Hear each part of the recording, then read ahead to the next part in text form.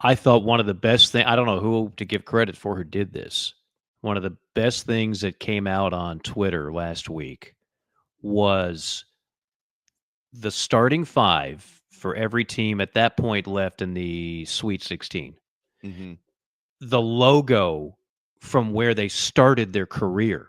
Yeah, that was crazy. And Purdue was the only one that had all five players, okay, for that started at Purdue and were still playing and starting at Purdue.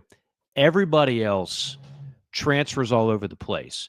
Mm-hmm. And what it was, in most cases, these were not kids from major schools.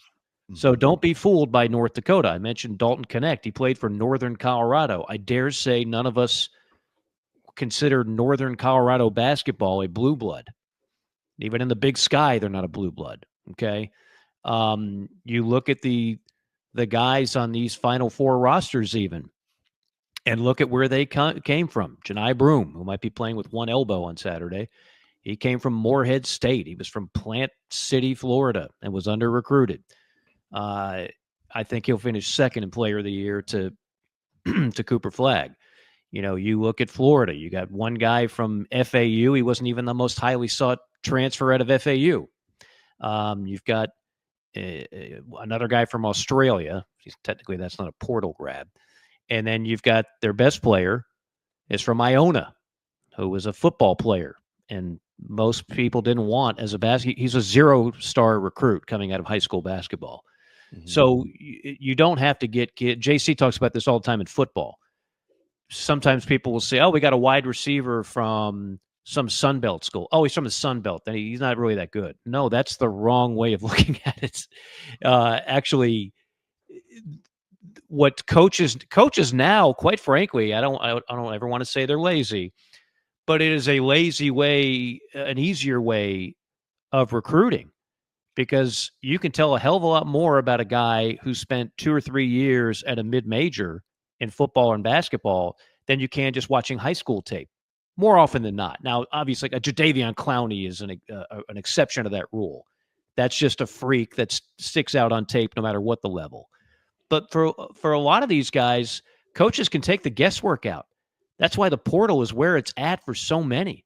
That's why in football, Lane Kiffin makes no apologies. They're going to be a portal program, and they will continue to do it that way, and it's working pretty well for them. Doesn't mean that's not the way Kirby Smart's going to do it, but Kirby can wake up every day and top 5 recruiting class, top 5 recruiting class. He's got it on autopilot the way Saban did at Alabama.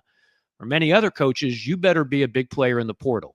And I think that's where South Carolina falls in both sports, football and basketball. Well, and I You think, need to be really active in the portal. yeah, and Mike, to piggyback on what you're saying, I think just the news, like just for instance, the kid from North Dakota, if what is being reported is true, and he had visits set up to these other schools, that's kind of why I made this snarky remark earlier. Like, well, he might not have been like the guy, but they don't. Kentucky doesn't sign bad players. Neither does Kansas or Gonzaga. They're going to sign good players. I don't care if they're going to be the starting guard or not. Like, if you're going to be on that roster, you're going to be a good basketball player.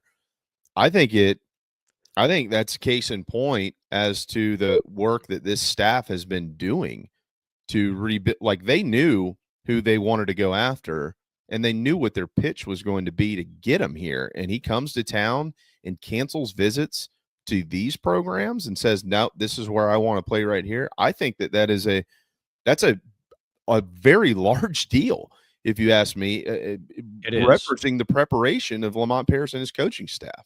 No doubt. And I know people are naturally curious of the price, and I don't think you have to feel guilty about that. In fact, I think they should all be published. I think we need to get to a point where it's all public record.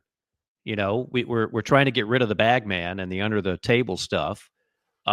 It's all legal, so why would this not be public record? Right. I have good intel that is right around a 7-figure deal. Mm-hmm. If it's not right at it, it's very close. That's what you have to pay. And most SEC schools have at least one guy in that ballpark flirting with $1 million a year. And everybody from Ole Miss to Arkansas to Kentucky, while they're spending $6 million in NIL, and in some cases more, Carolina last year was at about 1.6. I mean, if I give you $100 to go to Publix and pick up the groceries, Jamie, and I give somebody else $1,000, guess who's coming up with a better meal? You might be a great cook, and I don't doubt that you're a great grill man, Jamie. I hear that about you. But I'm going to go with the guy that's got $1,000. It's going to have a better spread. So Right. Carolina's now going to be in the game. And by getting a guy that was that highly sought after, and talking about Eaglestaff, that's there's two messages being sent. Number one, he's a hell of a player that fits a huge need. Number two, it puts everybody on notice that we're now playing in the big boy sandlot financially. We are now playing in the big boy sandlot, and we're not done. You've got the Knox kid uh, visiting, I believe, today, right? If that's I think so. yeah, and of course there's Meechie out there. I will just say this. Murray-Boyles is not a guarantee to the NBA. No, he's not. You know, we've talked about that a bunch. He's not It- at all. It's nothing is done. He's got a tough decision to make, and I know all the names and voices in his ear. That kid loves Carolina. He loves playing in this program. He loves his teammates. He loves being a college kid. Right. And the NBA money is going to be there the following year. And if he does what I am hoping I would see at a Collin Murray-Boyles, which is a guy who's a willing shooter from outside, because you're not going to dominate the post at 6'7" in the NBA. You're just not. If that's the case, more money. Now you play yourself into the lottery. So that's going to be fat. If somehow you got him back to go along with the guys they're bringing in, wow. Yeah, Game changer. like we say all the time. It literally, I mean, Carolina just did this 2 years ago to a point. I think this would be a more talented roster than that. Missouri, of course, just did it this past year. I agree with that. The you know the CMB thing is so fascinating because if NIL didn't exist, he'd be gone. Correct. And so, you know, this is our first real glimpse at what this like. You look at other teams in the league, for instance, Auburn. Okay, Janai Broom would be a name that comes to the surface for me when having this conversation, and others across the league and across the country. Like, you are able to battle the NBA to a point for really good basketball players if it's better for them to come back. So what I'm getting at here, and you'll be able to speak on this way more than I could, but there have been multiple instances over the years, not just at South Carolina, but all across the land in college hoops, where I'm probably not ready for the league, but I need to take the money. And so they go. Mm-hmm. And I'm not saying that it was a bad decision or whatever, but now you have another layer on top of that to be able to decide from, right? And with Collin Murray-Boyles, I mean, the big thing that you're obviously going to clearly circle is injury, which, you know, knock on wood, but is not as prominent of a deal in college hoops as it is like in college football, for instance. With Collin Murray-Boyles, you look at what he did this year, how much he grew as a basketball player in my very limited basketball mind. And with a team that was, let's just be honest, right, a lot worse than what he played on as a freshman. I mean, everybody knew that Collin Murray-Boyles was the guy that you needed to control to beat the Gamecocks, first and foremost. And if you add a bunch of talent around him, I don't know what it does specifically to certain numbers on his stat line, points or whatever. I don't know, but I just cannot imagine that it does anything to make him less of a basketball player than what he has already become. Without question. I think it only makes him a better basketball player, Mike, and he continues to make money. That's the intel that I've gotten, and that's one of the main reasons why this thing is not a slam dunk that he's off to the NBA. Permission to make a baseball analogy? I love those. It'd be like if you had a first-round pick hitting in front of Ethan Petrie and a first-round pick hitting behind Ethan Petrie. Yeah. Guess what? Ethan Petrie is going to see better pitches. Right. Murray-Boyles would draw less double teams. He would find more open shots. life would be easier on Collin Murray-Boyles. You're absolutely right. He was at the top of everybody's scouting report a year ago, and I'm not sure if anybody was concerned about a single other player on that team when they played South Carolina. Like, they were not worried about anybody else than Collin Murray-Boyles. Right. He was the only threat, legitimate scoring threat, not to mention what he does on the glass. And now if you start adding players around him. And one other thing, he does not come from a poor family. His mother is an attorney. They do very well. Mm-hmm. So he doesn't need the money. Not to mention NIL, he would be able to make, again, in that 7-figure ballpark.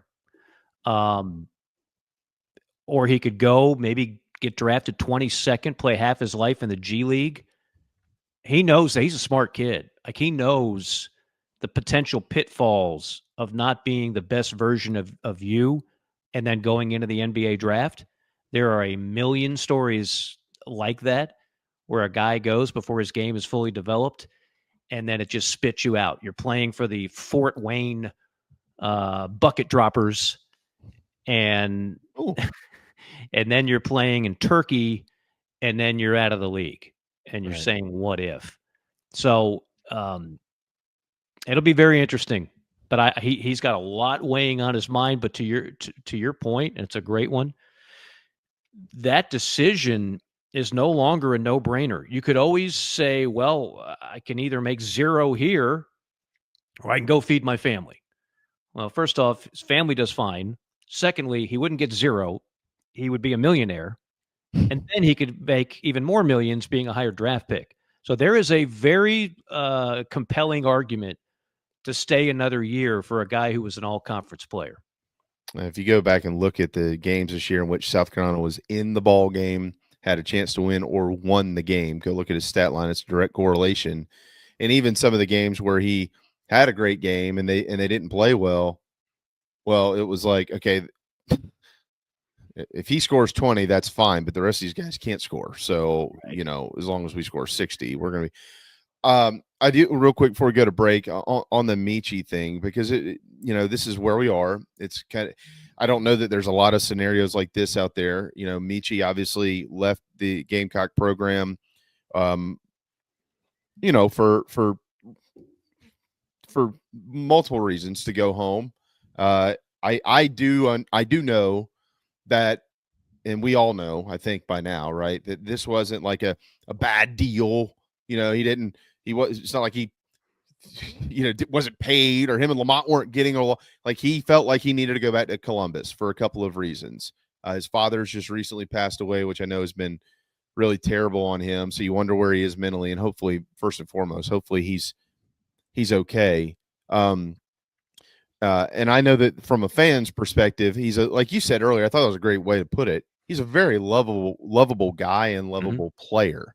And when he goes off, he is something to watch. There's no question about that.